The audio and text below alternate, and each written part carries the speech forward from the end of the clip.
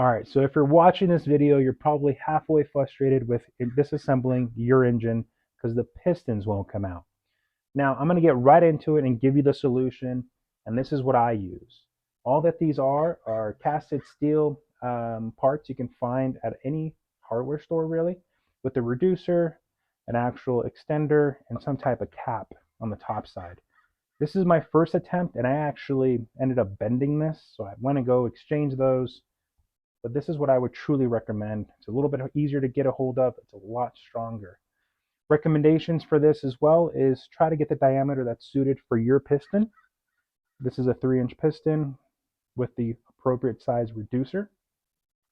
The thicker one is not only stronger but easier to use, but if I were to do it all over again, I would go with like a 10 or 11-inch pipe, not a 7.5-inch pipe, just to give me a little bit more room as this is going down into the cylinder. Now that I kind of gave you the quick solution, let me kind of give you an explanation as to when you're going to use this and when potentially you cannot use this. One, as you can tell, this engine was extremely seized, where the actual pistons were rusted to the cylinder walls. In most occasions, you can use a 2x4, even like some type of pry bar with a soft end to it, and tap the pistons out, no problem. Again, this is really just for those extreme cases to offer you guys a solution. Another thing you might want to do before going out and spending about 25 to 30 bucks on this is making sure that the pistons can come out from the bottom of the engine.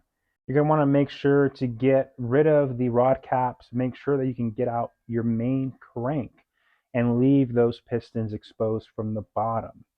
Not only that, you're going to want to make sure that the pistons can actually come out from the bottom without interfering any of the journals that hold the main crank, the oilers, anything like that. Now you do have somewhat of an option. The good news is that pistons are designed to take a lot of force this way, not so much this way.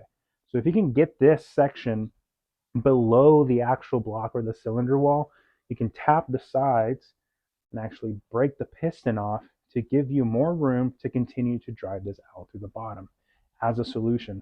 There might be some engine designs that won't allow the pistons to come out through the bottom. In that case, unfortunately, this video probably won't help you much. But if it did, drop a like, drop a comment if it helped. Now, go get yourself your own tool, get back in the garage, disassemble that engine, and keep your project going. Good luck.